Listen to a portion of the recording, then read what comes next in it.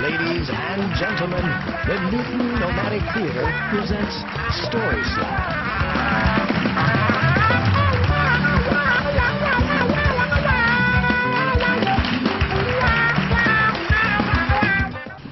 Okay, so my story is focusing on Thanksgiving and family, which is great fodder for stories.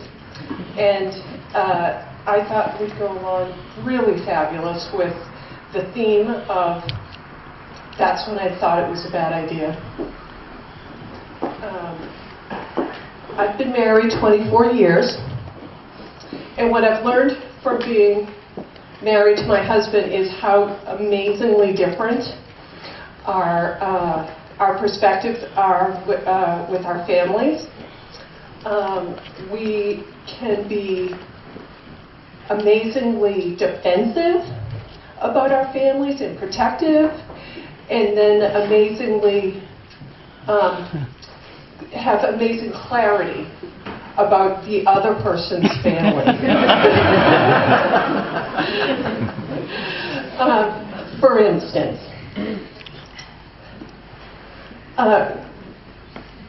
one afternoon I got in the mail an invitation to my cousin's anniversary party. No sooner had I opened the envelope does my phone ring, and my sister say, "Oh my God, did you get an invitation? I got an invitation. We're thinking of going. Are you guys going?" And I was like, "Well, yeah. I mean,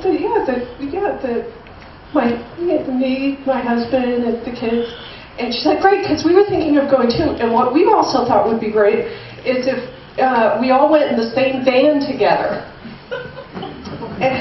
And it'll be fun. So when I said, "Well, I'll check with my husband. We'll see."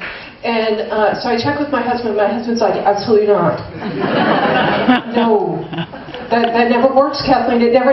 No, it never works. You know this. You know how to know."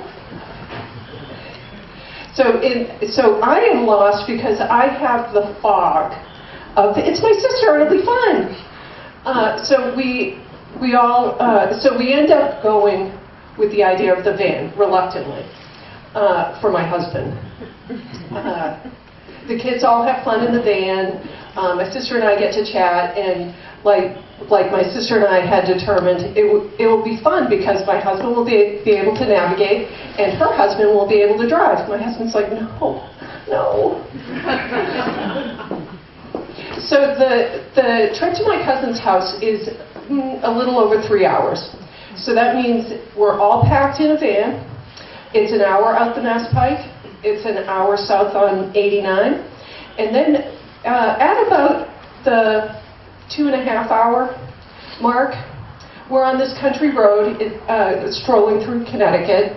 And all of a sudden the car does a big bump and lurch to the side. And I happen to look up, and through the windshield, I can now see the rear tire rolling past my husband's, rolling in front of the car, along, and then it goes onto the center lane, and then drifts across the other lane, bumps onto rocks, and lands in the field across the street. And in that moment, I just say, "Get out! Everyone get out!" So we all get out, and at that point, I connect eyes with my husband, and my husband's like, "This is what I'm talking about. This is when these are bad ideas." So thank you.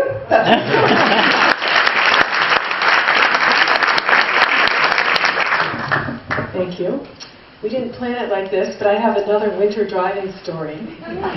As parents of children in their 20s, one of whom lives in Europe, my husband and I are always happy to have the opportunity for a family vacation. About 2 years ago, we decided it would be fun to go somewhere somewhat exotic where we could drive. So we went to Quebec City and Montreal.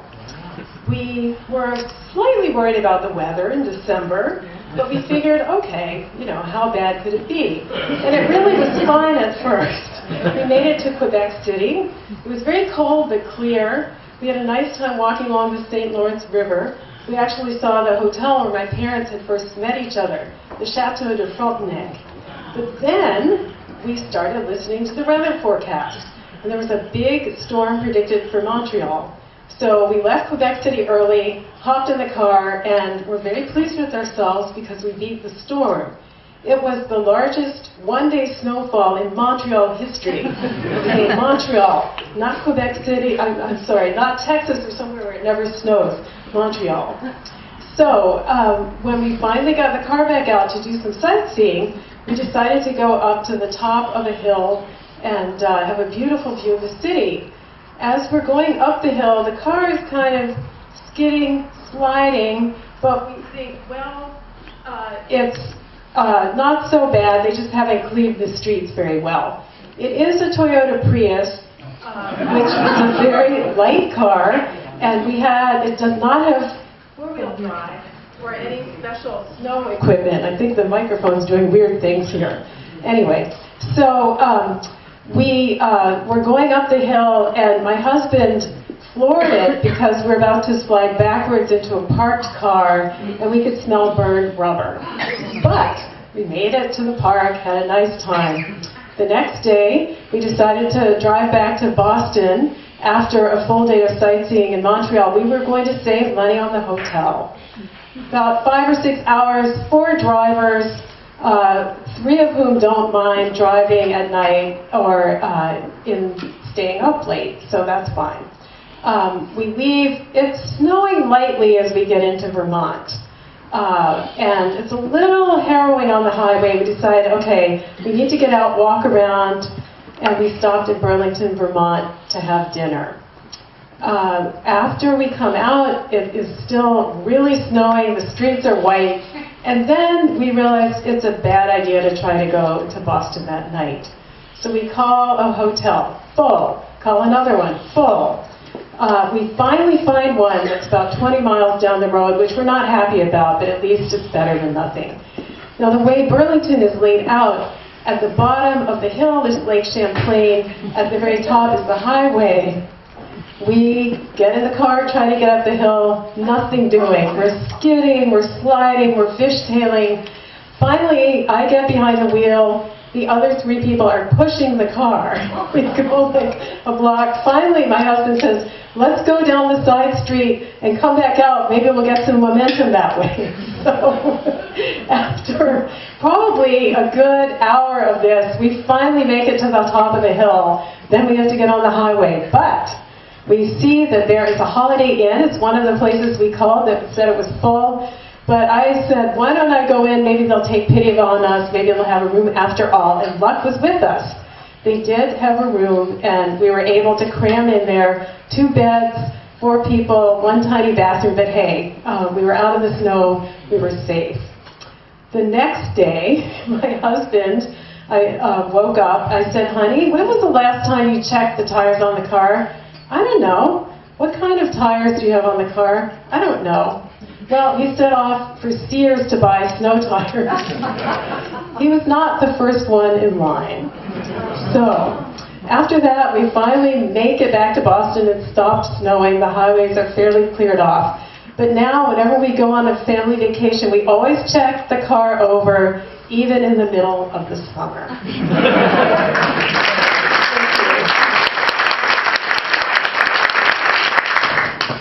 I think I want to tell a story now.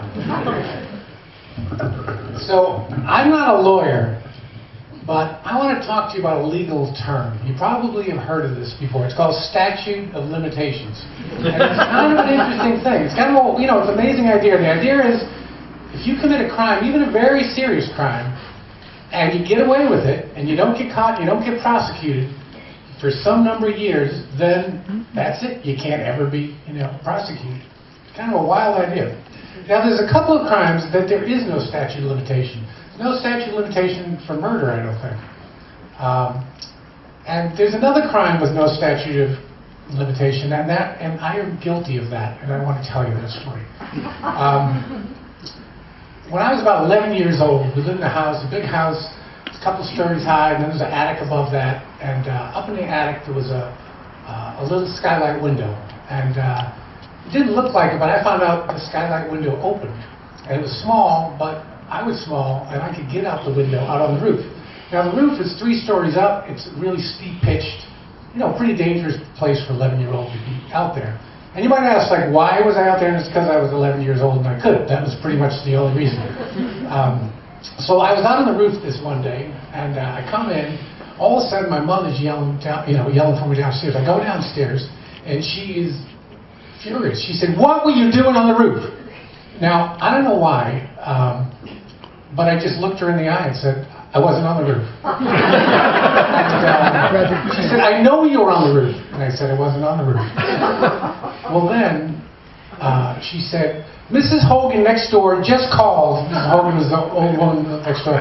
"She saw you on the roof." It was then that I knew that this lie was a bad idea. But for whatever reason, I just decided to double down and plow ahead. I said, "I wasn't on the roof." Now at this point, my mother was livid. Not only because I was on the roof, but because I was lying to her. Lying, right, like, look at her in the eye and lying. She knew I was lying, and not only that, she knew that I knew that she knew I was lying. And she was just, she was furious. Well, some time went by. In fact, a long time, it was years. In fact, it was roughly 35 years went by.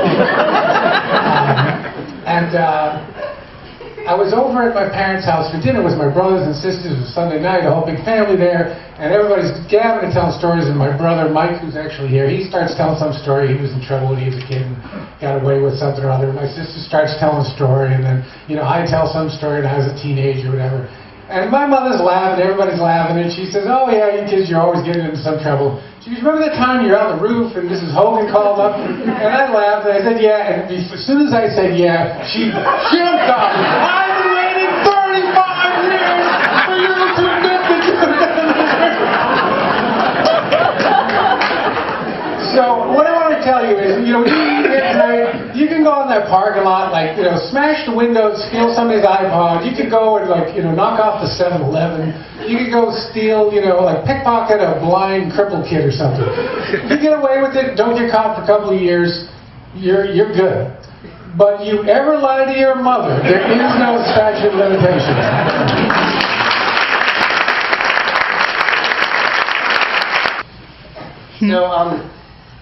When I was 8 years old, I developed this fascination with airplanes.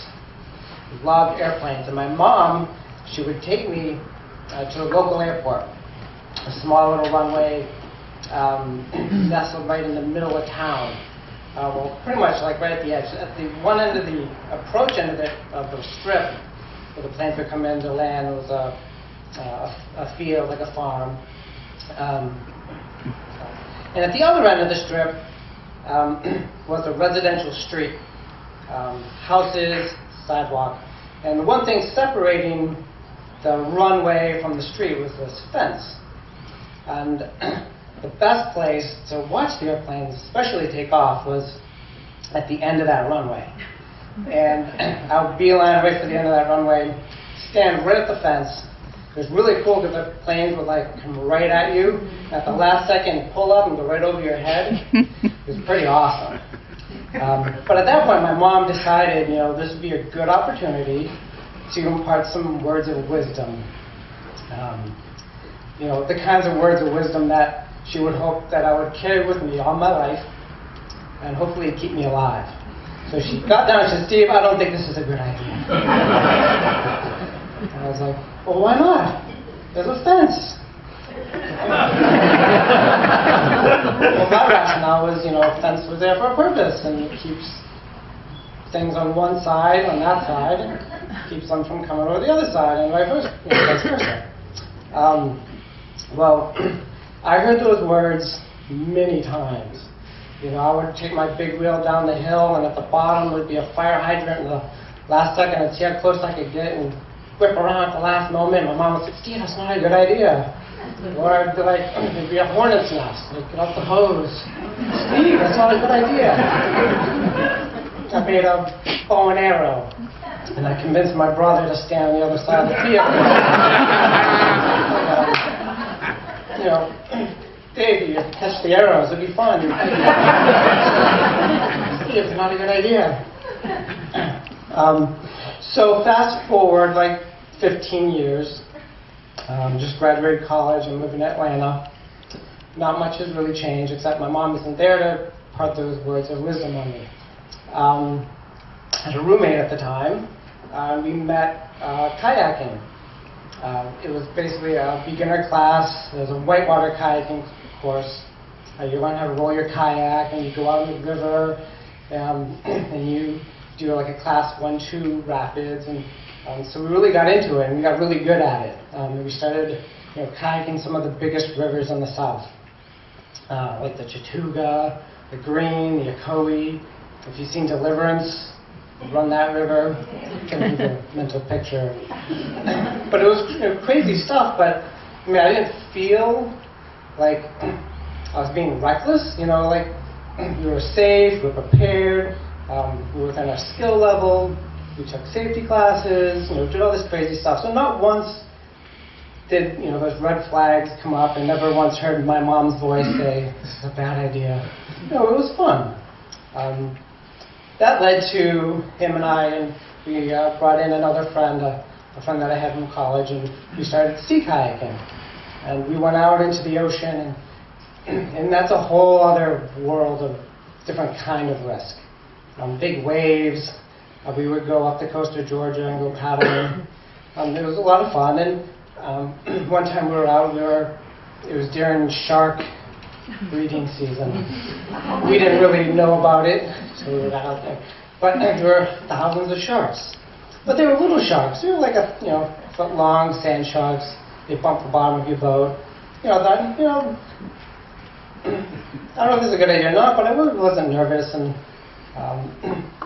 we kind of moved on, and so we've done some, I feel like I've done a lot of risk-taking, but never had any of those strong moments where I thought, this is not a good idea. Later on, paddling down, we ran into a whole bunch of dolphins, and it was really cool. Like, they come up right alongside your kayak, and these are wild dolphins. This isn't like SeaWorld. Like, they come right up, and they look you in the eye, and it's just you and that dolphin out there. We had some really, great experiences being out there, one with nature. That seemed to be like the theme of our little trio whenever we went out. So that kind of led to, some other things that we were interested in doing. My roommate one day said, let's go down to the Okefenokee Swamp and go paddling there. So I thought, well, this is pretty easy. It's flat water, it's calm, it's not the rapids, it's not the big ocean with sharks and things like that. So yeah, it'd be pretty fun. So we, my bad, sorry. So we get down and go into the Okefenokee Swamp, and there's the three of us, my roommate and a friend from college, and we go out into this wide open channel. And the river, the main channel that goes into the swamp is black water. You can't see beneath the surface at all. And it's so dark that mosquitoes can't even breed.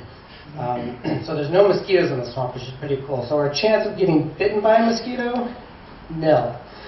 But there were hundreds and hundreds of alligators. The chance of getting bitten by an alligator, I don't know. But it seemed pretty safe because they were letting us out there. The park rangers didn't say anything to us. They said, hey, have a good time, be back before dark. Sure.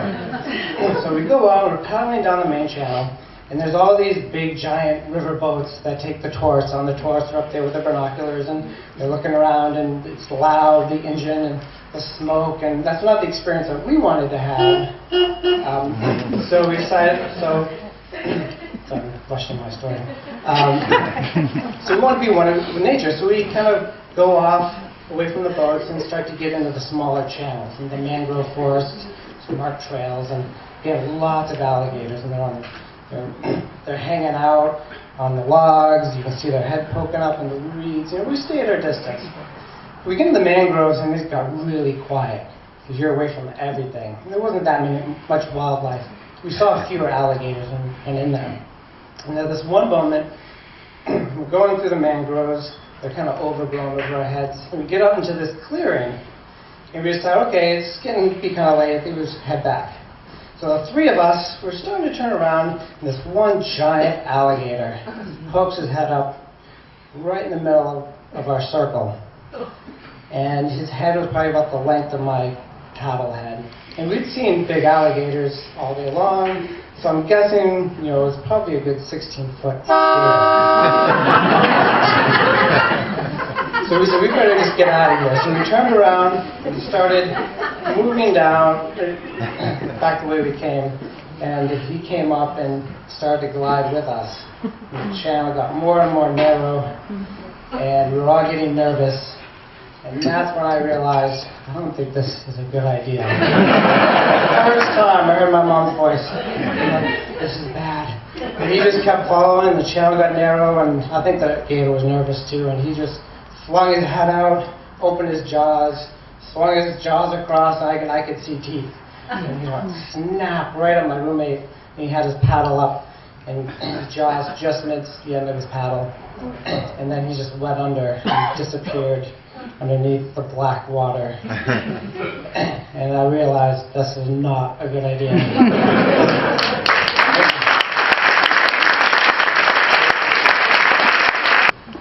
Hello, Bright Light. So there's people back there. My story takes place when I am 16 years old. I'm working at an amusement park in South Texas between my junior and senior years of high school. In school, I am painfully shy. I'm a late bloomer, walk around with my nose always in a book. But at work, I don't really have the opportunity to hang back and read books. I am forced to be a little braver, to talk to people.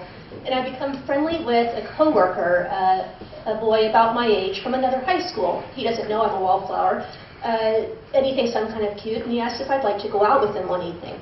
Well, he's not alarming, and he's not off-putting, and I've never been asked out by anybody. Nobody's even shown the faintest spark of interest in me before, so I am not about to turn him down. But even though the subject hadn't really come up before, I was pretty sure my parents weren't going to let me go out. So I had a problem. How was I going to go out on this date without letting my parents know about it? Sneaking out seemed kind of risky, seemed impractical. So I decided I was going to have to resort to subterfuge. I thought for a while, and I settled on what seemed to be a foolproof idea. I would call out sick to an already scheduled 6 to midnight Friday night shift at work, and then let my parents think I was headed off to work as usual.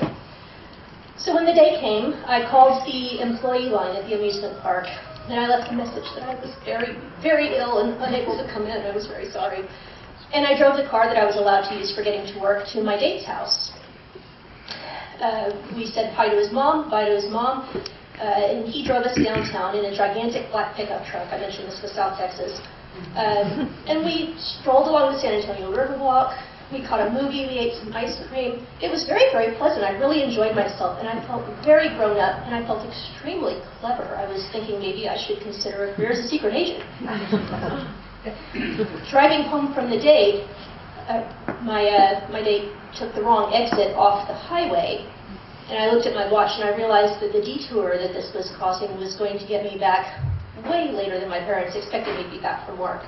But I didn't panic. I thought I could still fix this. We found a gas station with a payphone, sketchy-looking gas station, unfamiliar part of town. And I used the payphone to call home and say that I was needed at work to do a late inventory. So I'd be back in about an hour. Late inventories had happened before. It was very plausible, so I was pretty sure my commitment was totally covered. When we get back to his house, we make our goodbyes, and I leave his truck to get back in my car to come home. And as I'm backing out of his driveway, backing out has never been my strongest suit, I hear a grinding noise sort of back into my left, and I get out of the car to see what's happened. It's really dark, but I can tell that I have pushed the car up against a live oak branch, a bent branch that sticks out a little over the driveway. I can't see if it's left a mark on the car, but I mean, what am I going to do about it if there is one? So I just get back in the car and head home. I get back home at about 1:30 in the morning. My parents are both still up and waiting for me, which is a little bit unusual. They seem a little bit cranky, but it's 1:30 in the morning, so I assume they're just tired. And all they say is, good night, see you in the morning. And then the morning comes. And they summon me out to the driveway. And in the light of day, I can see that there is a pretty sizable dent behind the passenger side window, and the paint in the dent is scraped horizontally and festooned with little dark bits that I know to be tree bark. And naturally, they want to know what happened to the car. And I knew that this was the moment that was going to make or break my story. I had to have a convincing explanation for this. All I could come up with on the spur of the moment was deny, deny, deny. I disavowed knowledge of anything that had happened. I said, it must have happened in the parking lot while I was parked at work. I have no idea what happened. I can't explain it. So I don't know if that would have worked, but as it turned out, it was a moot point, because what I didn't know, and they did, was that at about 6:30 the night before, my supervisor had called the house asking where I was and was I going to be coming into work, because the message from the switchboard that I called left it with the employee number never made it to him. So when they told me about that phone call was the moment that I knew that this had been a bad idea. So they were angry. They punished me for lying. I didn't like that punishment very much. In fact, I disliked it so much I decided it was really not worth it to continue to try to date this boy. I told him what had happened, but then I stopped taking his calls, and that was the end of that. And it wasn't until years later that I realized that I didn't really get, at the time, why it was a bad idea. I thought it was a bad idea because it got me in trouble. And when I was in my 20s, at some point, I realized that between 6:30 when the supervisor called looking for me, and 12:30 when I called from the gas station to say I was going to be late, my parents didn't know if I was alive or dead. They were terrified. I felt really bad about what I had done, and it took me probably another 10 years before I realized I actually had put myself in a potentially dangerous situation, off who knows where, with who knows who, and no cell phones, and I barely knew this boy.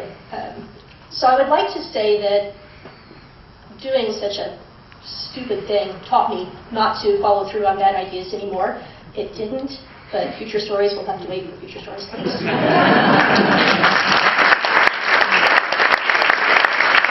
So amusingly, this is a story about being 16. So 16, adolescence, such a great time. As a young girl, I can remember times when I had this boyfriend and he was incredible and wonderful one day, and the next day, God, he was annoying and just wouldn't listen. And so this is a story about one of those days, basically. So I lived, my family lived in a small town, and we had a lot of kids in my family and didn't really travel much. So my parents made up for that by having a swimming pool at our home. And so there was a day in the summer when I just needed to be away from a boyfriend. I didn't need to be nice to a boy or be chatty. I just wanted to lie out in the pool, by the pool in the sun. And my boyfriend had called and said, "Oh, it's a great day. I want to come and I want to hang out with you by the pool." And I said no, which didn't win me any points with my mother, because this boy was Canadian French. My mom was Canadian French. Really, at 16, she had me married to this boy. And I think probably that was part of the reason I didn't want him to come. Who needs that pressure? So he came anyway. And I tried initially to just tell him to go away. And like all boys, he was determined that if he could just make me laugh, it would get better and I would be happy to see him. And he kept trying to make me laugh. And he chased me around the pool, and I really didn't want him to be there. So I put up with this for a little while, and I had enough. And I turned around and I pushed him into the pool. And I was like, there. Now, you know I don't want you here, maybe you'll go home. And he didn't, because he actually had a real need to get me back, basically. So he started chasing me around, and it went from being amusing to being really, like we were having a fight. We were having a pretty big fight with each other, and I just didn't know how to get him to leave, and he was determined he was going to get me back. So my parents had, in the middle of our yard, we had a flagpole, and this flagpole had ropes tied to it because if we had some dogs, and sometimes if they were out in the yard, we tied them to the flagpole. So I thought, all right, I just need him to leave me alone. I'm just going to make sure he just can't push me into the pool, because that's really what he wanted to do. So I ran to the flagpole, and I saw the ropes around the flagpole, and I took them and I started wrapping them around my legs. And I was really pleased with myself, because I was going to secure myself to this flagpole. So I had gotten them pretty much wrapped up around my waist, and he came over and he looked at what I was doing, and he kind of went, so he started tying them to the flagpole, tying me to the flagpole. And I thought, well, that's interesting. Now you're tying me to the flagpole. Now I'm tied to the flagpole. This seemed like a good idea. He walked over. You turned on the spigot. He picked up the hose. And that's when I knew it was a bad idea. And that's my story.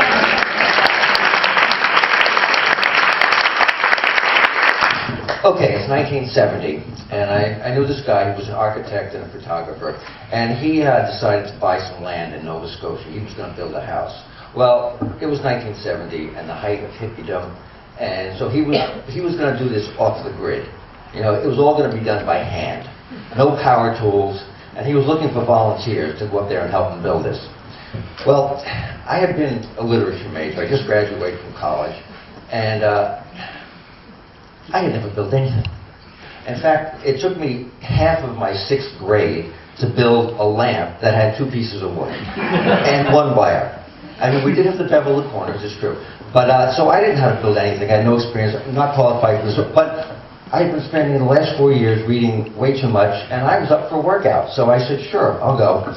So we go up there, and we spent weeks and weeks just digging the footings for this house by hand, with 2 picks and a couple shovels, and he was going to build this out of stone. Well, the stones came from the beach. These were nice, smooth, flat stones. This was the inspiration for this house. He built it out of beach stone, and he owned the beach, I guess, because he bought this land by the beach. But to get to the beach, you had to have a hand-built cart. I went to 3 of them, okay? And you had to go a quarter of a mile down the road, and then down the ramp, and then along the beach. This took like an hour, and it could only be done at low tide. So low tide could happen at 2 in the morning. It could happen at 2 in the afternoon. So you know, it was this non-stop. Are we going to get the stones? And then hauling up one by one in the cart, and up, you know, a couple times a day maybe. So between hauling stones and digging footings, we were getting nowhere quickly, really. And in fact, to show how incompetent we were, one week we encountered a rock in our way as we were digging the footings, as this will happen. And we spent, I'm not kidding, 3 guys, I was by far the smallest, took turns trying to get rid of this rock. Pick, until finally your wrists are killing you. You know, I can't take it anymore. The next guy picks up the pick. One day, we're doing this for almost a week. I'm not kidding. We keep going around it, go get some more rocks, come back. And this guy comes down, a farmer, a local farmer came down. They were great. All these farmers helped us out a lot. Comes down one day, and he's built just like me. And he says, what are you doing? I said, Harold, this rock. I mean, it's killing us. And he goes, he's got a cigarette like this, you know. What's going on? And he said, you got some sort of camping rod or something? So we said, yeah.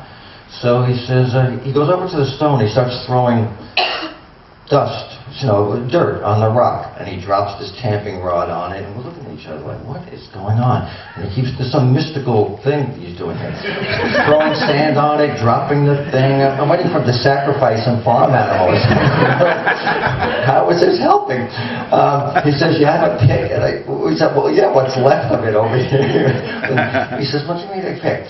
So I'm not kidding. He goes like, the thing's about the size of a Volkswagen Beetle. I mean, it's only a slight exaggeration. He takes his pick, whack, the thing falls in half. Whack, quarter, whack, 3 strokes, the thing's in quarters. His cigarette is still lit. That he put down on the side of the trench when he picked up the thing.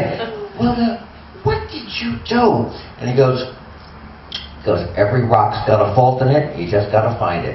So by putting sand and tamping the thing, he was watching how the sand moved on the rock. He found the cracks, boom, boom, boom, job done. And we thought, really, we have no business being here. We need all the folklore that you can pass on at this moment, Harold. So we got over that one. Now the rock was gone. So we gather more and more stones. And one day we're having lunch. We're all sleeping in tents. Of course. And we're all eating in a bigger tent, of course. And one day we're having lunch, and I said, you know, I got an announcement to make. I got to tell you something. And, okay. I said, I just calculated the volume of that pile of stones that we've gathered, and I looked at the plans, and at the rate that we are gathering stones, we are not going to have enough stones until 1982. And that was the moment when we all realized this was a really bad idea.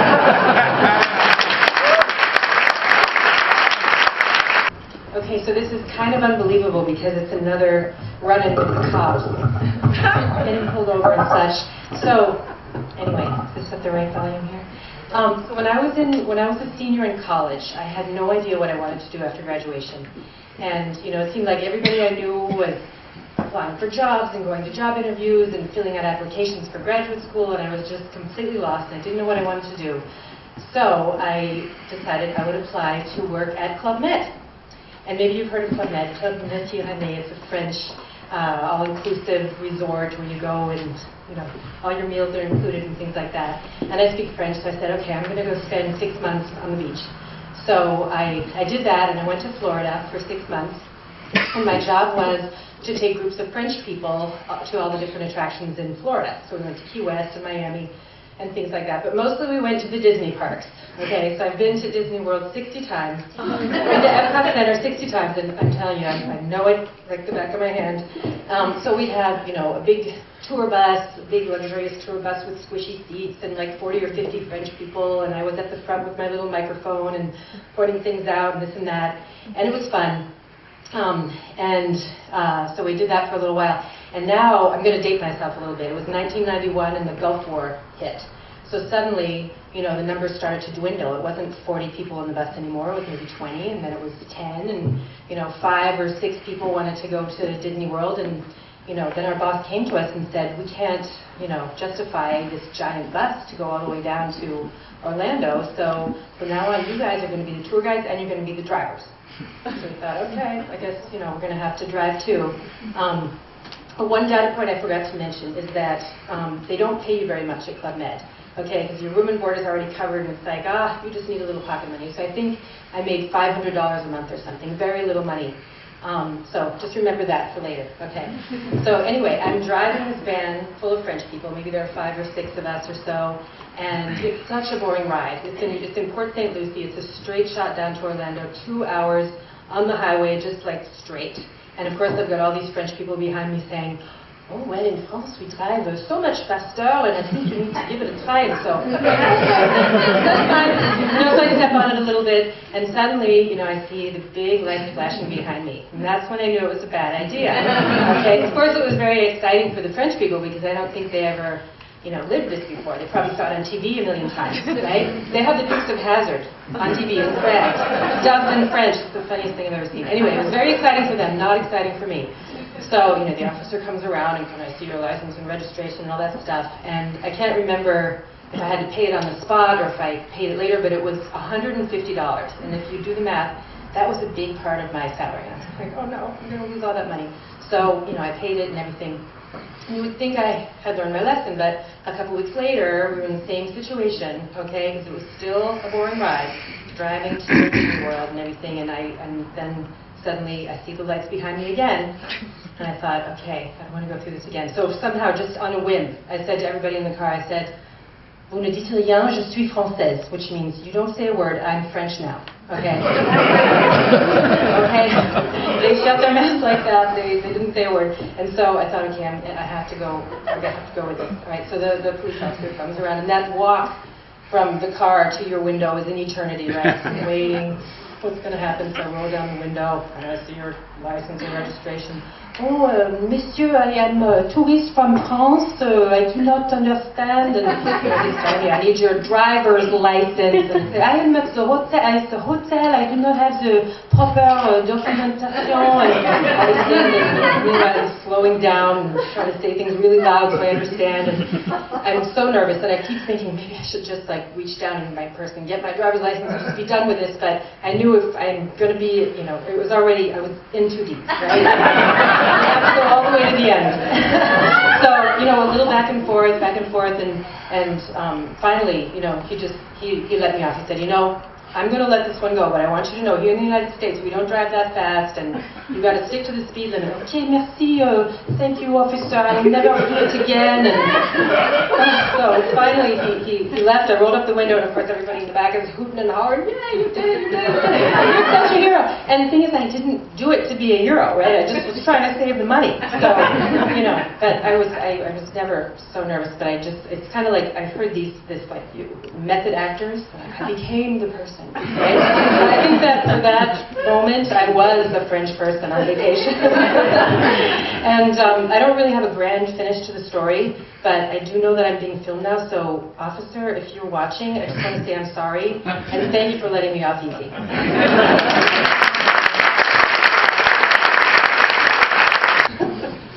Good evening, everyone. If you were here for, I believe, the first Story Slam, you'll remember that I left you midstream.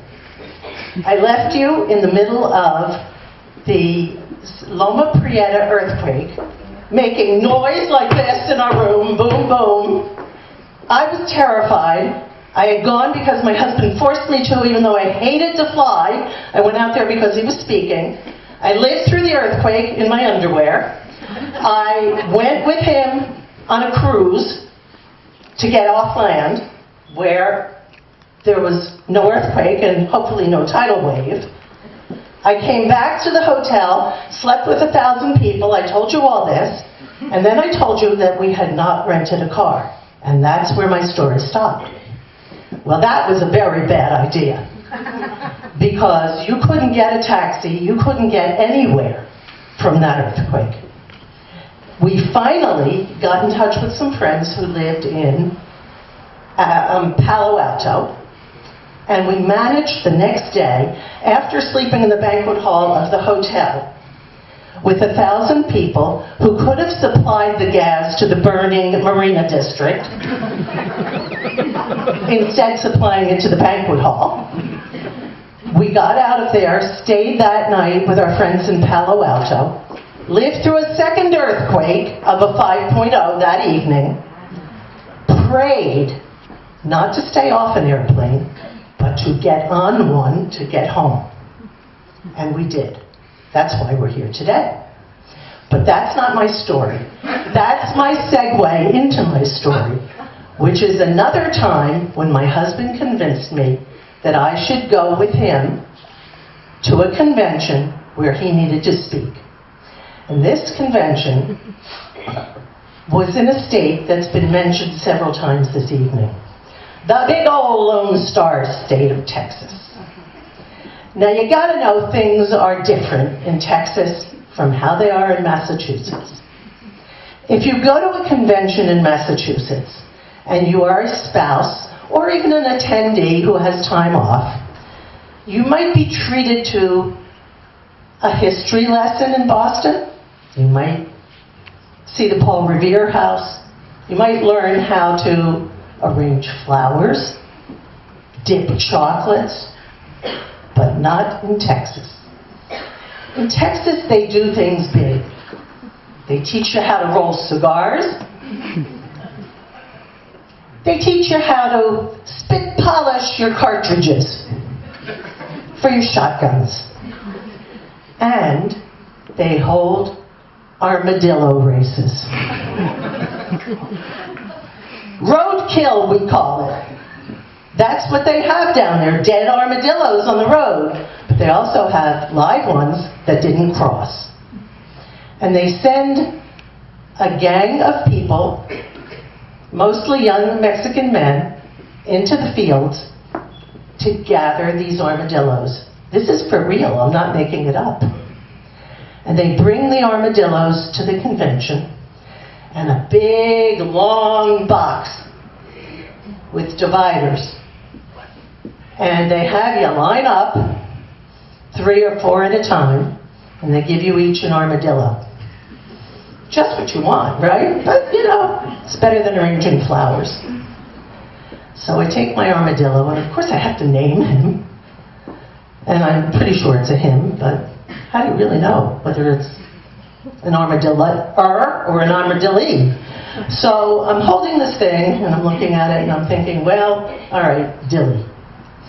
So Dilly gets put down at the start line. Excuse me, gotta stop for a minute.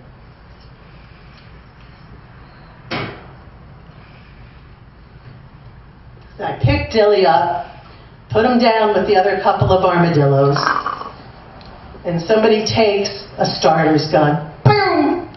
The armadillos don't move. So they give us a stick. Now, before anybody from the SPCA gets upset, there was no armadillo harmed in this making of this story. Just so you know. But you're supposed to prod the armadillo. It's a tiny little touch. The armadillo looks up. Still sits there. They have food at the end. You think the stupid armadillo would be hungry? Sits there, doesn't do anything. A couple of minutes go by, so you walk closer to the armadillo and you start going, go! Go, Dilly, go! Go, go, go! Dilly doesn't move. Finally, the race is over, and lo and behold, I don't win. Okay, so I'll go home to Boston. I won't tell anybody I was in an armadillo race. It's okay. Well, that evening, we had cocktails and dinner. And after getting a few cocktails down, I'm feeling pretty good and thinking, gee, that armadillo race was pretty much fun. Until I walk up to Tim Redding, one of my husband's colleagues, who said, gee, you were pretty brave today. I said, brave? Holding a tiny little armadillo? They don't hurt. He said, no, they don't hurt.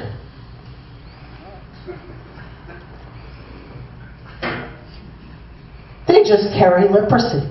And that's when I knew it was a very bad idea.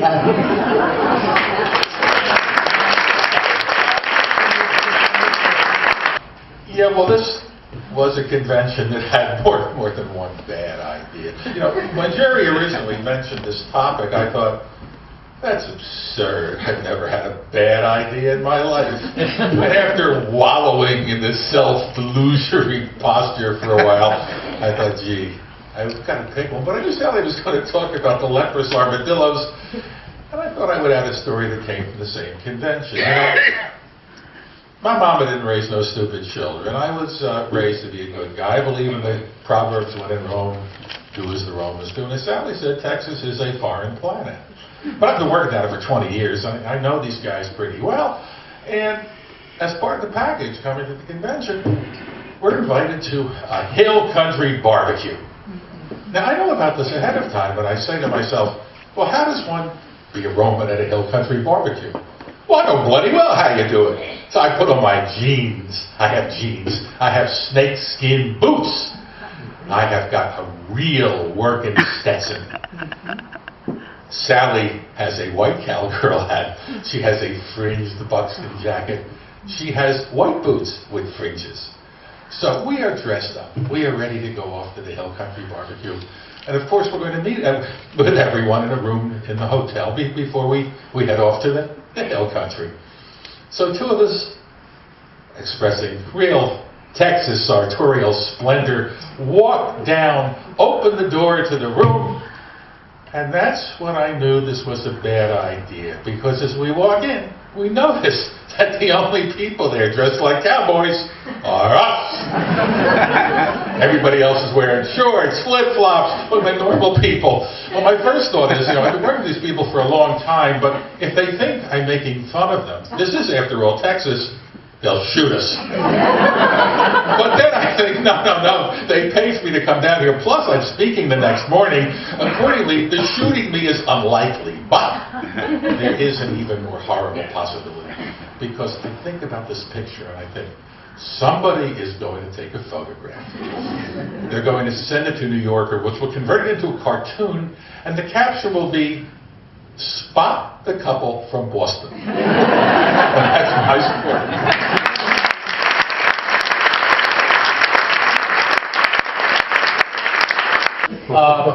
The day I was married, my wife's Jewish relatives said, "What does Hodgdon mean, my name?"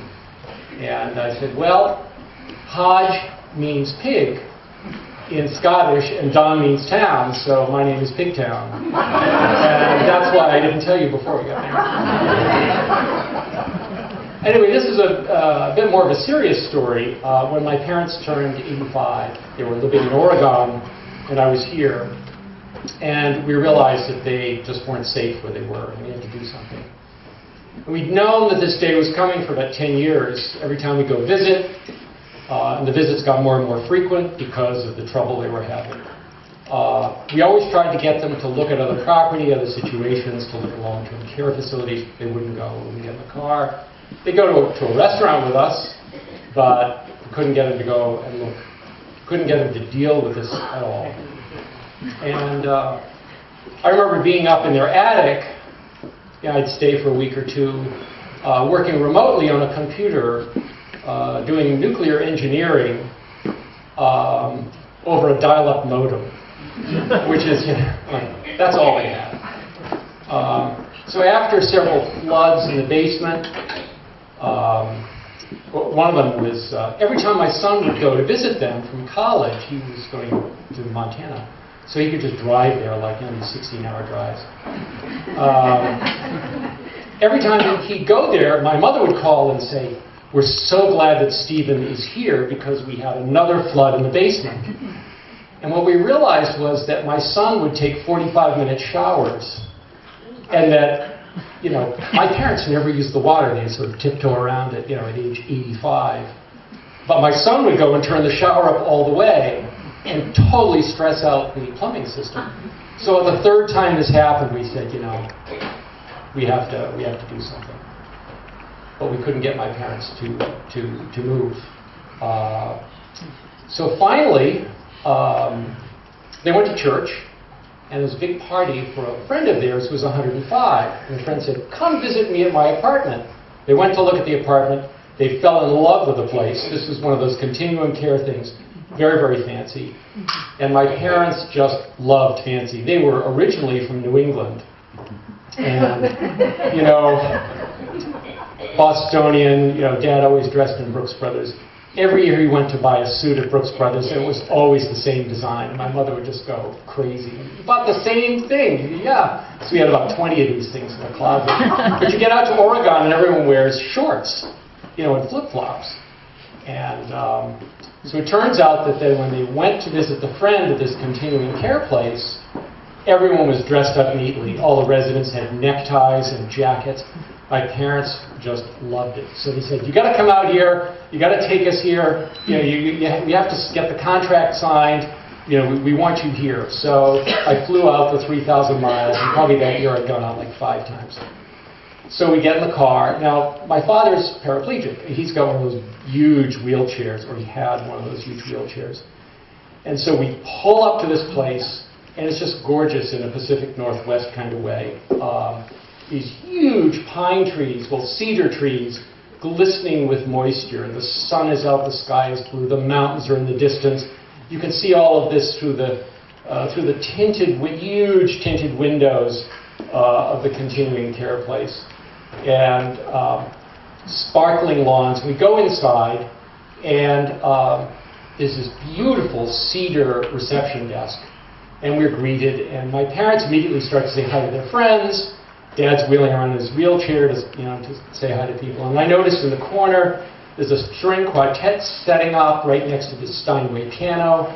I mean, it's like New England in Eugene, Oregon. And my parents just fell in love.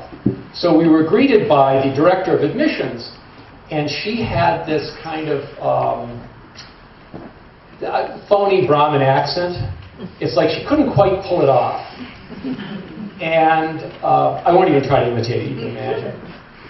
Anyway, she invites Mr. and Mrs. Hodgson. It's so happy to have you there. Come on into my office. It was lovely. I love your singing.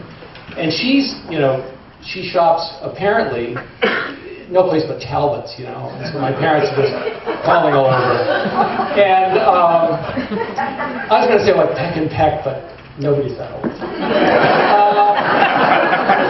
Yeah, I know. Dating myself.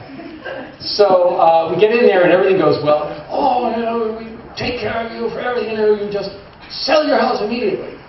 And, $400,000, and you give it to us, we take care of you for the rest of your lives. My parents are going, whoa, this is cool, because Dad's a paraplegic, and, things can go bad, and it costs a lot of money. So they said, whoa, good, we love to be here, we love the deal.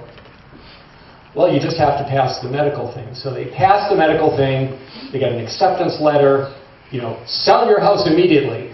So we go from 10 years of, won't even look, to 2 months of, got to sell that house immediately.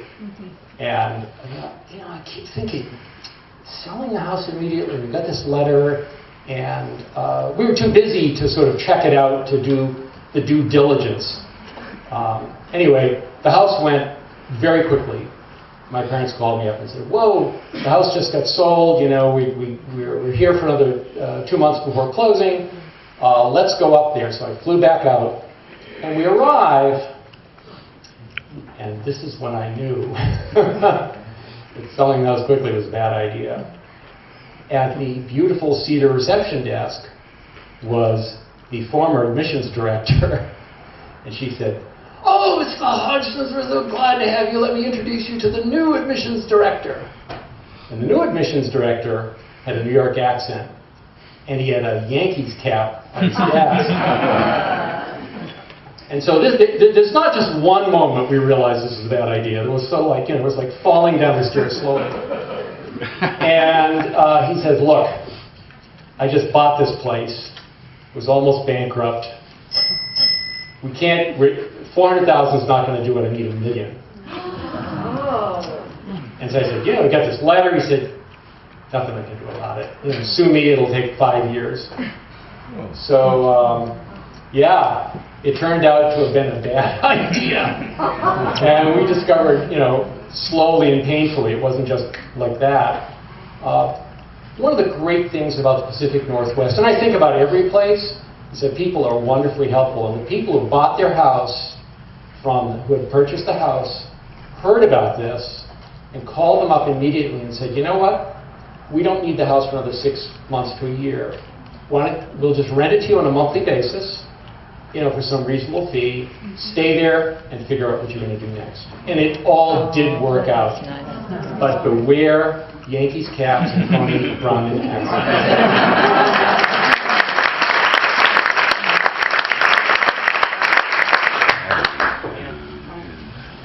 My story takes place in 2002, South India.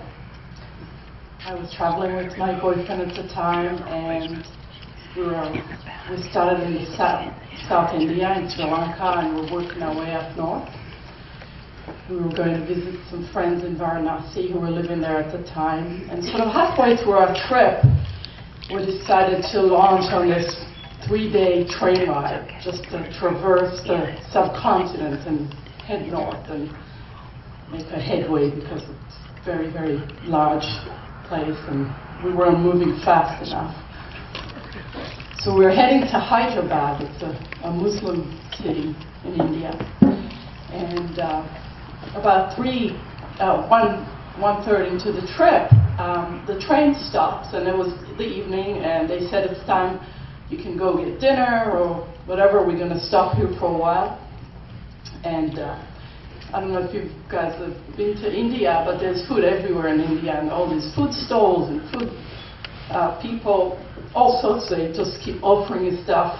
And we're sitting on the train for a while, and my boyfriend said, "Why don't you go down there? We don't know when the next stop's going to be, and maybe we should get some food." So I go down to the platform, and I look around, and But 5 minutes into that, I see the train starting to move. And it's kind of like really heavy, old trains, you know, and it's a really great train system, actually. Very organized, but old.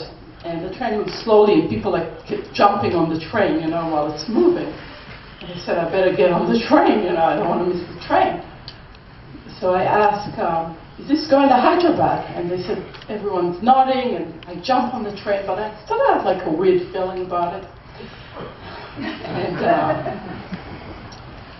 And I keep asking, and another thing in India, you rarely see women, especially not on their own. And not that many Westerners, you know, depending where you are, but over there weren't that many people that were not Indians. And, you know, surrounded by all these men, and yeah, Hyderabad, and I kept asking, and then someone said, no, this is actually going the other way. And I said, but isn't that my train? And they said, someone actually explained to me that the train splits off at that stop, and half of it is going another way, but my half, and my boyfriend was there, was waiting for me, was just still waiting at the station. You know, all those things were happening. So I said, I have to just get off. So next stop comes, and I get off, and it's just fields and dark. It's a country stop. There isn't a single light. It's just the moon and the stars. And I have what can I do? I have to get off, and then I cross over the tracks in the dark and to the other side, and I wait there. And the train comes, and I get on the train, and I take it back to the other stop, hoping they'll still be there. But I have no way of communicating or talking to anyone. And the minute the door opened, when we get to the right stop, a bunch of guys just grabbed me. They said, let's go, your boyfriend is waiting. And I said, how did you know? I was like, they saw you getting on the wrong train, because it was kind of observed, being that I was one of the only foreigners around. They said, we realized you got on the wrong train, and you were calling the station manager, and he was talking to your boyfriend, don't worry.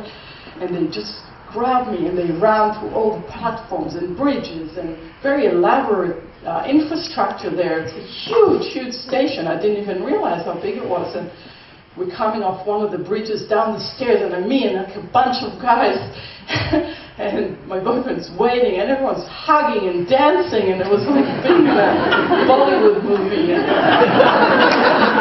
back then on the train, I realized this was a bad idea. I kind of had a bad feeling about getting on that train, but it all ended well, and I took the right train.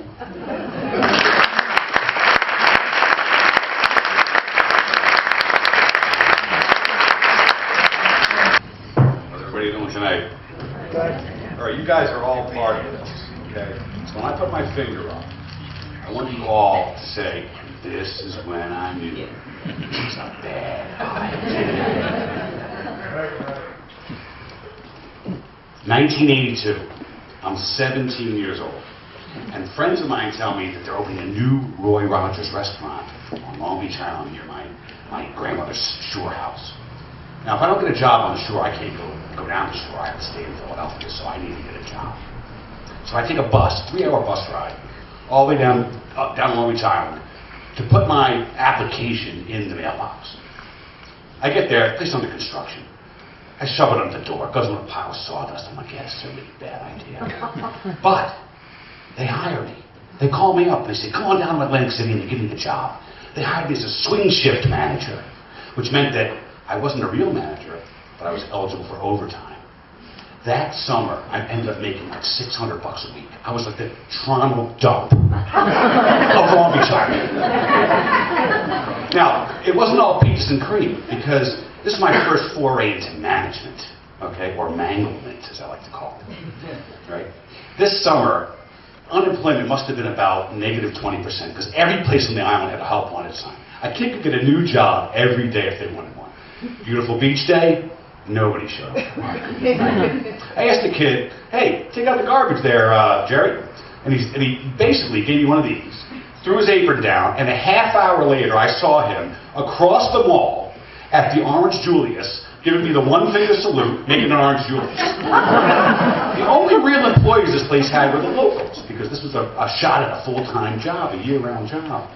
But 65-year-old women from the Pine Barrens, who were basically hillbillies, didn't want to hear anything from a 17-year-old kid. Right? Like, yeah, I'll take that chicken out when I'm good and ready, when I'm building my cigarette kit. You know, I mean, that's what I heard. Now, at 17, I was a complete idiot. If you believe that. And, you know, sometimes I would, like, roll off the beach from a beach party at, like, 5 a.m. and open the store. Sometimes I would actually be throwing my friends out of the place at 5 a.m. to open the store. So this is one of those days. 5:15, bam, bam, bam on the back door. It's the Marriott driver with an 18-wheeler full of food. Yay. Not really. Basically, at 5:45, my best employee showed up. His name was Michael Shank. Michael Shank was about this high. He had Coke bottle glasses about this thick. And he was born with a birth defect, so he had very small arms, very short arms. And I actually loved Michael Shank because we became the best friends over the summer. And we would hang out every day after work, and I would take him to parties and stuff. And you know, he was just my best friend. And you know, kids are brutal when when they're teenagers. And I'd go to parties and like, and mostly girls, and they'd say, "Why are you hanging around with that kid?" And I'd just say, "Because he's cool, and he's cooler than you." So basically, 6 o'clock rolls around. Not an employee shows up. You have to open at 6:30. I'm like, Shank, what do you think we should do? Should we open the store? He goes, I don't know, man, it's your call. So I call him, and I'm like, look, we got a situation down here, there's nobody here, so there's people down here, no! Turns out, Main Street's about an hour and a half away. No one's showing up. 6:15, I'm like, Shank, what should we do, man? Should we open the store? He's like, I don't know, man. He goes, it's your call. I'm like, okay. 6:30. Now remember, I'm drunk.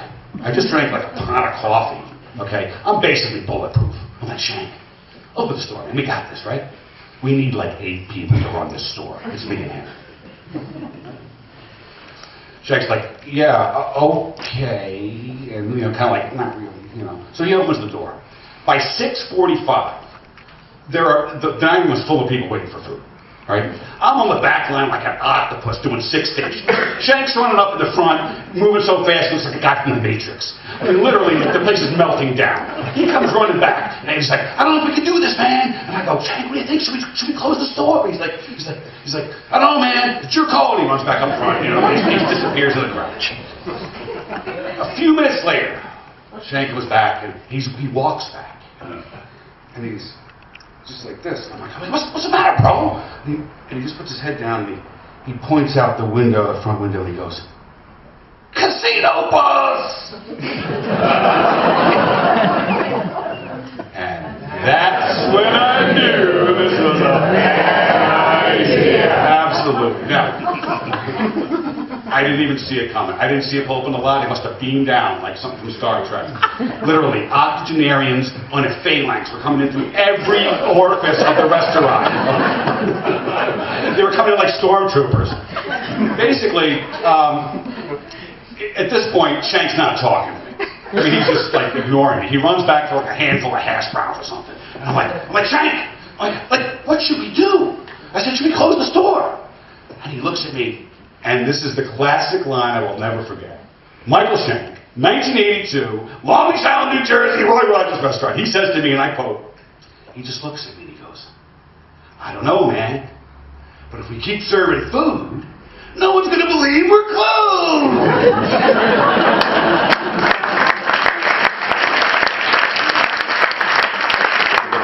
The first thing I want to say is I was at the dinner when Jerry finally told my mother the truth about me. And the one thing he didn't entirely convey is how mad she was.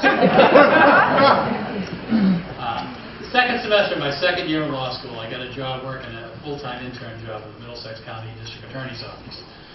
And I worked for a senior DA by the name of Tom Brennan, who was a very impressive guy. He was really a role model to how to be an ethical lawyer and be an effective prosecutor. He was a role model as a lawyer, as a man. He was a guy who really impressed me. And I had always wanted to be a criminal defense lawyer, and I started to consider being a prosecutor. And Tom started to indicate if I was interested, that might be possible. One morning I'm in the office, and one of the other DAs comes in and says, "You got to go down to courtroom 6A. Tom Troy's giving a closing argument." And I had heard the name vaguely. I went down to the courtroom. It was crowded. There was a lot of people there. I found out it was an armed robbery case, and the issue in the case was identification. The judge comes out, Mr. Troy, ready for your closing? Yes, Your Honor. He stands up. He was a big, imposing man. And he walks up to the jury box, and he looks them all in the eye, and he says, "Ladies and gentlemen, did you ever go to Salem? You know, Salem, Massachusetts. It's just 16 miles up Route 1. You go to Salem, there's a plaque on the wall. And the plaque says, 'On this site, 16 men and women were burnt as witches and wizards.' 16 creatures of God. 16 creatures of God who stood in front of a jury just like this jury and saw a prosecutor just like that prosecutor bring in witnesses just like the witnesses you saw in this case. And those witnesses, at this point he went right up to the jury box, those witnesses testified, 'She's a witch. He's a wizard. Hang them. Burn them.'" And those poor jurors believed those witnesses. And they live with that for the rest of their lives. You know, this case reminds me of a poem. It goes like this. If you and I look on the shortest man in town, and you look up and I look down, you'll see his eyes, his ears, his nose. I'll see his feet, his ankles, his toes. That's the same man we see. You'll swear it's A, and I'll swear it's B. Did you ever walk down the street, you see your old friend Charlie? You've known Charlie since you were in grammar school together. You say, "Hey, Charlie, hey, Charlie, hey, Charlie." Turns around, it's not Charlie. You've made an innocent mistake. It happens to all of us. It's a bright, sunny day. You don't have a care in the world. There's nothing that's obstructing your view. You just made a mistake. It happens to all of us. Except for the witnesses that the Commonwealth calls in this case. They never make mistakes. The motley crew of rogues and rapscallions that they dragged into this courthouse, they don't make mistakes. That's what the Commonwealth tells you. Just believe them. Well, you don't have to do that, ladies and gentlemen. Do you want to burn a witch today? Because that's what they want you to do. And then he went into 20 minutes and just tearing apart the Commonwealth case. And he got to the end of the closing and he said, I don't come here to ask you to do a favor for my client. And I'm not here to ask you to do anything special for my client. I'm asking you to keep your promise. You took an oath. You swore to your God and your conscience when this trial began that you would listen to the evidence and you would decide this case on the evidence and you would say so and say no more. You promised that. You promised you would do that. And when you listen to this evidence, there's only one thing you can say. You have to say not guilty. And when you look at this evidence and you know that the answer is not guilty, you hold out for that. You hold out. You hold out because you took an oath that you would do that. And you come back into this courtroom and you say not guilty. And he stopped and he kind of deflated like he had given his last ounce of energy and he walked back to his seat. Just as he was about to sit down, he all of a sudden turned and looked back at the audience and I swear he looked me right in the eye. And he said, "Charlie, hey, Charlie."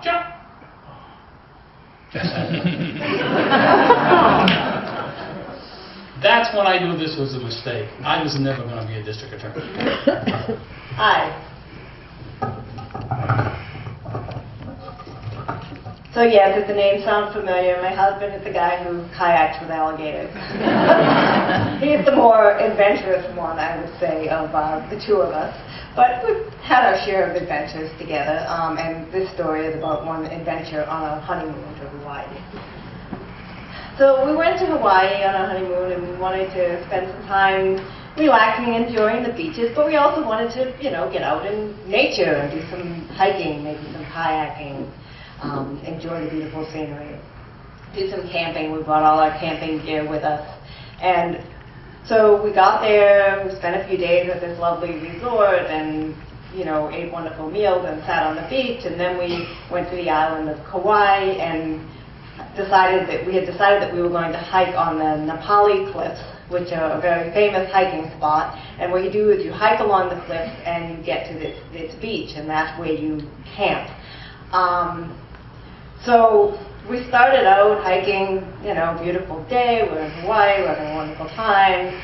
And then the path starts to get narrower, and the cliff is pretty high up, and I'm looking down, you know, it's pretty far down. And I'm starting to get a little nervous. Like, I don't know, Steve, what if I fall off of this path? And he's like, you're not going to just fall off the hiking path, you know, you'll be fine. And even if you fell, you wouldn't fall to your death. You'd falling, you know, there's all woods, and so, you know, you'd fall, you'd hit a tree, you might get hurt, but you're not going to fall all the way down the cliff. Okay, all right, you got a good point, we keep going, and you know, a couple miles later, we turn a corner, we come around to the dry side of the island. Here there are no trees. So now I'm looking down, and it's like 200 feet of sand and rock down to the roaring surf below. And so now I'm on this narrow path, like, no, if I fall off this path, I really am going to die. Nothing's going to stop me until I hit that water way down there. So, and that was when I knew that this hiking trip was a bad idea. And we went a little further, and finally it was Steve who called it quits and said, I really don't think we should be doing this. We never did make it out to that fabled beach where we were going to camp. We wound up camping in the woods and starting back early. We were lucky to meet some other campers who happened to have matches, because we had food and a camp stove, but somehow no matches. They had no food, but they had matches. So it was a good combination. We shared our food, they shared our matches. We had a lovely evening and hiked back out the next day. But some one of these days, I'm going to get back there and see that beach. Maybe by kayak.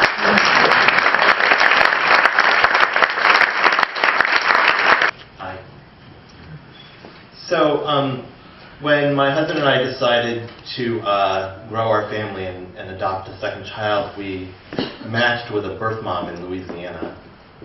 And it all went great. And then 9 years later, we decided to go back for a family vacation. And so my son could see where he was born. We wanted to bring him to the hospital that he was born in, and we stayed in the same hotel that we had stayed in when he was an infant, waiting for permission to come back to Massachusetts. And there were 5 of us. It was Robert and me and our daughter Carmen, and we also had a male au pair. His name was Richard, or Manny, if you will, and he was from Mexico. And because it was a family vacation, we had done lots of things. I mean, we were staying in Baton Rouge, because that's where we had stayed 9 years earlier. But we went off to the zoo, and we went to a water park, and you know, we were having a great time. And it was at the water park that Richard started asking me questions about New Orleans. Now, Richard was studying to be a jazz guitarist, and he had many friends at the Berklee School of Music. And he wanted to know what New Orleans was famous for, and I said the food. But then as we talked, I was like, wait a minute, I'm an idiot. It's famous for jazz. Like, it's the birthplace of jazz. I can't believe I didn't think of it. And so we were only like an hour or so away, so I figured, well, tomorrow we'll just drive down to New Orleans and make a day of it, and had a lot of fun. And did so many touristy things, including a riverboat cruise, a jazz riverboat dinner cruise up the Mississippi River. And it was, you know, when the boat docked back, and it was towards the end of the evening, it was like 9:30 or 10 o'clock at night, and I figured we would just get back in the car and head out. And Robert said, I have this feeling we're missing a part of New Orleans, there's a part of the experience we just haven't had yet. And I said, well, I'm embarrassed, like I was the only one who'd ever been there before. I'd even been there during Mardi Gras. And I said, well, we haven't really been to the French Quarter. Like, we really should be, walking through and experiencing that. But I don't really know if it's a great idea, like 10 o'clock at night with 2 middle school-age children. And he was like, no, let's do it, let's do it. There's no rush to get back. And so we're walking through, and it's really dark and quiet. And it still wasn't like meeting this image that he had in his mind of what this is supposed to be like. And I explained it's because we hadn't reached Bourbon Street yet. It's like Bourbon Street, that's where the party is at. And he was like, well, let's go there. And I was like, well, really? It's kind of an adult-themed party. And, I don't know how comfortable the kids would be. And that's all my daughter needed to hear. I mean, she was 12. And, she just, she picks up on things like that. And she was like, we're not going there. And I'm like, relax, it's fine. It's not dangerous. And right as we're walking up the street, I mean, all of a sudden, it became really obvious. There was a huge party. We were about to cross Bourbon Street. There were Klieg lights and color and laughter and music and everything that should draw you in. And it did. Like, Richard and Robert and James, who was 9, were all like, let's go! But Carmen was like, no, we're not going there. And she turned around and headed off in the opposite direction. And I ran after her and I grabbed her. I'm like, you can't just run off in a strange city. You're sticking with us. And she started to cry, like not sob, but like just like these little tears were forming in her eyes and rolling down her cheeks. And I'm like, Carmen, it's okay. And Robert, and I think out of, I don't even know where, I don't even know why, I mean, I don't really think he was thinking about what he was saying. He's like, Carmen, it's going to be fun. Besides, your future career might be here. And that only made her cry harder. And I put my arm around her, and we start walking. And we're walking a few blocks, and Richard, who's 25, is like leading the pack. And then James, and then Robert, and then Carmen and I are in the rear. And all of a sudden, this police officer, this very large black police officer, stopped me and Carmen, and he said to me, why is she crying? And I said, it's no big deal, she's just a little upset, I mean, she's fine. And he said, uh-huh. And who is she to you? And I said, she's my family, she's my daughter. And I tried to make this arm-sweeping notion, pulling in Richard and Robert and James. And it was kind of at that moment that I realized that 2 50-year-old white gay men, a 12-year-old black girl, a 9-year-old black boy, and a 25-year-old Mexican, even in New Orleans we stood out.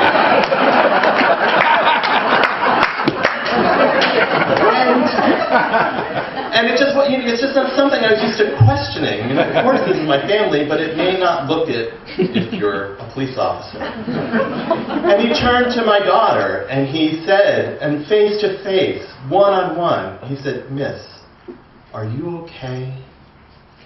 And I had a panic attack that my 12-year-old daughter held my fate in her hand. I mean, all she had to say was, my daddy paid for him to have a good time with me, and I'd be in jail. And I was thankful when I heard her say, I'm fine. And I realized she's 12, and she doesn't get it, and it's all okay.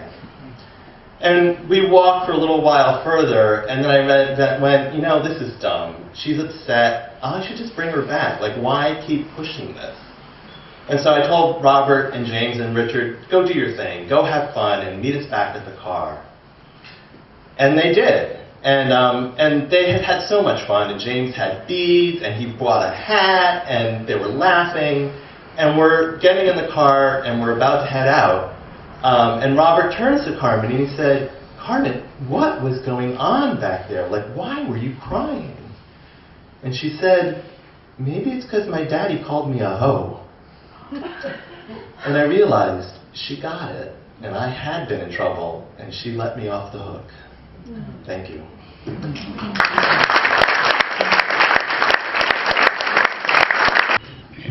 Mike, a lot of you guys come up here the first time, and you got a lot of stories. I'm trying to figure out which one to tell. In 1970, someone here was in Nova Scotia, and I was in an ensign in the Navy in Saigon. And I was part of a team that did construction. And we worked with what we called lump sum contractors. And those were local contractors, Vietnamese. The best ones happened to have migrated from the north, but that's another story. And it was 1970, and we were in the middle of Vietnamization, if anybody remembers that term. Among other things, every morning, 8 o'clock, I reported to then Admiral Zumwalt. He was the chief of operations in Vietnam at the time. And we phoned the White House. And we gave him a report, the White House, a report on how well Vietnamization was going. Except the reports that came out on the television were nothing like the reports that we gave, I can tell you. In any event, I had a lady contractor. She was supposed to build what were called MACV hooches. They were small, reinforced buildings. They were about 30 feet long, 20 feet wide, and they were supposed to be reinforced concrete. They were supposed to be able to absorb the impact of an RPG, a rocket-propelled grenade, and she was supposed to build these things. She was supposed to build 100 of them, and we were doing the first one for her, and I was supervising it. And the site was way out in the woods. I mean, these were little compounds just way out in very strange places. And so to get there, you drove down from Saigon, you got down to the Mekong River, you came up the river, took a ferry across, and then, I don't know if anybody's seen the movie, remembers the movie Good Morning Vietnam, but Robin Williams was driving through this back road. That's what I drove for 20 miles to get to this site.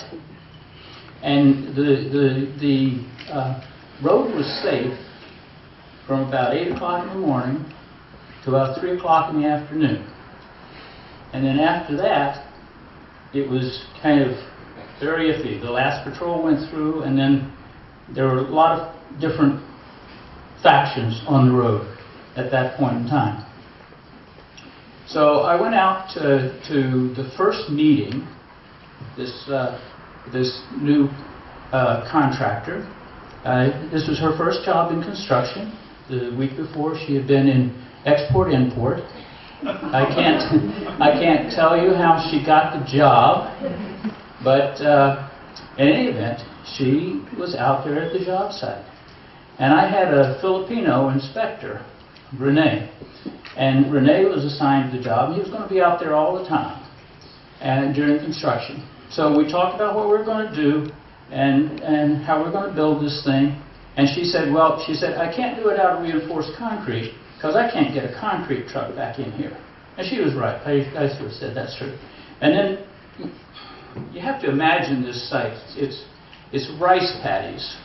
And in one corner of the rice paddy, I mean acres and acres, hundreds of acres of rice paddies, in one corner has been filled enough to put this little compound on.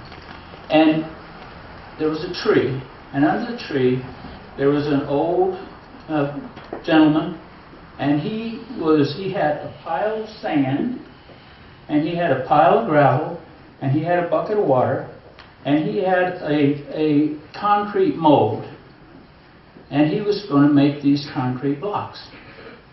And he just dumped them in and sort of making these. They were terrible. And they were not going to work. And so I said, look, I'm going to go back to Saigon. I'm going to talk to the design people. They're going to tell us what to do. And sure enough, they came back with a recommendation. They said, you got to get your block from the concrete block plant. It has to be certified to 4,000 PSI. It has to have reinforcing steel horizontally and vertically, and you've got to fill all the voids with concrete. And so I sent those instructions down. I said, we'll be down I'll be down next week. We'll look at the material, we'll talk about it, and then we can start construction. I went down the next week. The building was up. The building was up. And the guy was still over there making his concrete block. Making his concrete block. And so I said to Renee, but they didn't have the roof on it, just had the walls on it. And I said to Renee, I said, what happened? He says, I'm sorry. He said, we just got ahead of schedule, and they had to go ahead. So I said, okay, let's take a look at this. We walked around the building, and it looked all right, sort of. But I was just suspicious. I saw a ball-peen hammer over in the corner. And I picked up the ball-peen hammer, and I said, Renee, I just got to test one little part of this building. I'm sure it's going to be fine. So I went up to the wall, corner, and I hit it. It exploded. And it just pissed me off. I was so upset because Renee had lied to me, and so I just, for the next hour, bang, bang, bang, bang. It took me an hour to knock that building down. And then and suddenly I realized it was 3:30. And I also realized that here I have just put myself in a situation where I've got my inspector in trouble, I've got the lady in trouble. What am I going to do? So I turned around to Renee. I said, Renee, you're a bad boy. I said, you went off to Mito, didn't you, to see your girlfriend? You weren't here this week. You didn't see what was happening. So that gave him his out. He said, yeah, you're right. I wasn't here. And then I said to Ms. Bao, Ms. Bao, you didn't come down here and see what was going on. And she said, you're absolutely right. And then I went back to my truck. I opened the door of the truck. I said, I'm going back now. I opened the door of my truck. And there on the seat, the driver's seat of the truck, was an envelope. And in that envelope, I pulled it out, looked at it, and I turned around and I said, there's tens of thousands of dollars in here, Ms. Bao. And she said, yeah. She said, I'm really sorry. She says, I have all this money, and I need somebody to take care of it for me. She said, I need somebody to just protect it for me. Just take it back to Saigon and keep it for me. And okay, it's 3:30. I've got $30,000 in an envelope. I'm on the back of a back road, and I don't know which army is going to be coming after me, but I'm pretty sure one of them. And that's when I knew I was in a lot of trouble. So there's a sequel, and it involves a machine gun, a carpet full of Vietnamese pigs, and one of the most beautiful women I ever met.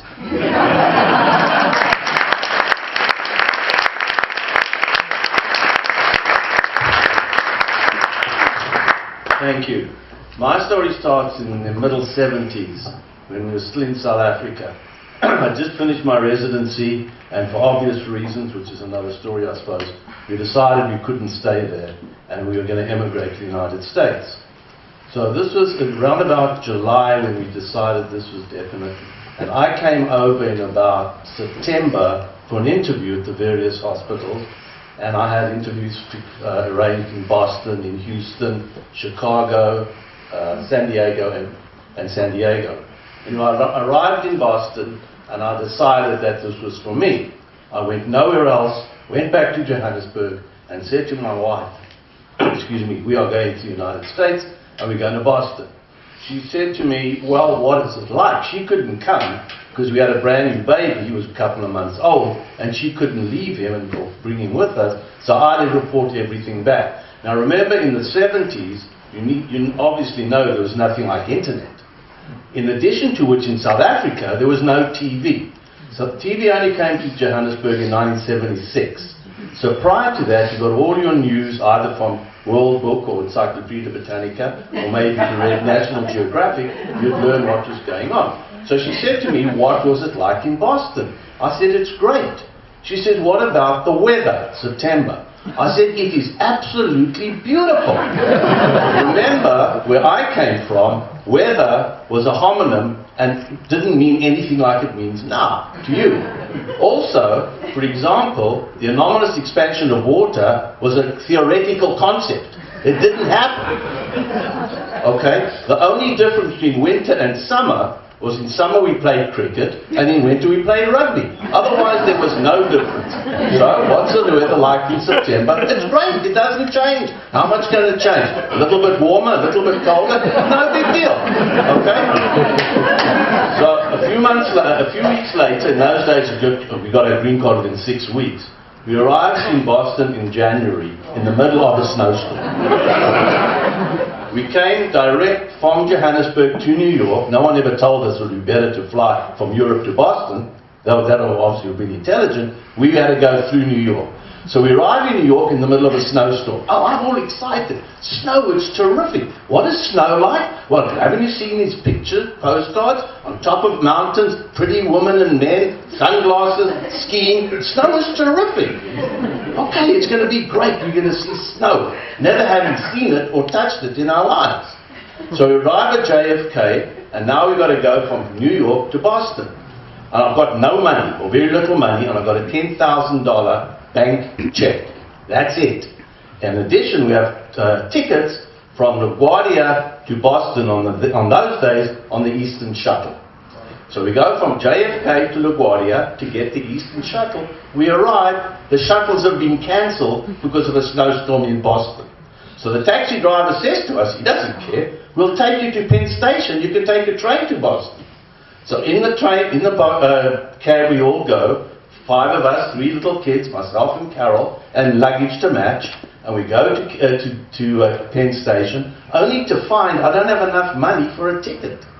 So I said to the fella on the station, can we pay on the other side? Because people were going to pick us up there. You had to pick him off the street. He was laughing so much. And we didn't have any credit cards. Anyway, so we're standing outside Penn Station. The kids are crying, I want to go home, I want to go home. I can't stand it. It's cold. They don't have coats. And it's snowing. So eventually we go back, they go to an American Airlines office, and they say, we think our plane to Boston will take off around about 1:30. Go back to LaGuardia, you've got seats on that plane. So we go back to LaGuardia, we're sitting in the plane, and as the plane's about to take off, the pilot says, we don't know whether we can land in Boston, but if we can't go there, we'll go to Syracuse or Buffalo. What do I know about America? America consists of 5 cities, right? New York, Boston, Chicago, LA, and Houston. No other cities in America. So there we are, Buffalo and Syracuse. Syracuse is in Greece, do me a favor. And Buffalo is an animal. So what the hell are we doing in Syracuse or Buffalo? Anyway, thank goodness the plane lands in Boston. The plane lands, we get out, and we see the snow stuff. And I say, you know what, this stuff is cold. This is not pretty, this is terrible. And not only that, the next day we look, and now it's dirty. It's not white anymore, it's dirty. And people are slipping, and the cars are going, all the noise I hear. What is going on with this place? When we were back in South Africa, and we had television, what programs did we have? The Brady Bunch. So we're sitting and watching the Brady Bunch, and everyone in America is A, good looking, B, lives in ranch-style houses, C, drives convertible cars, and the sun always shines. What are we doing here? This is not America. So then we realized at that time that maybe we had made a mistake. What are we doing in this place? Politics aside, this is not a decision well made. And then, however, there's a postscript. 40 years later, we are still here and damn grateful for it.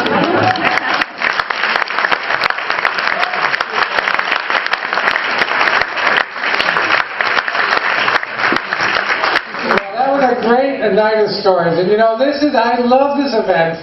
This is what we've been doing since the beginning of time. We get together at night Just friends and family and neighbors and tell each other stories. So it's a great thing. Can we get all the storytellers up here tonight? Come on.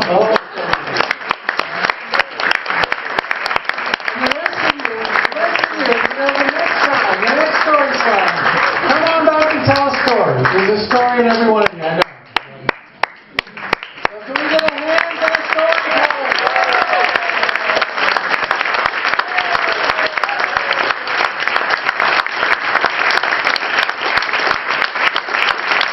Come back again, get on our mailing list, and and if you like, we wouldn't mind if you folded up a couple of chairs too. That would be cool. Thank you. Thank you all.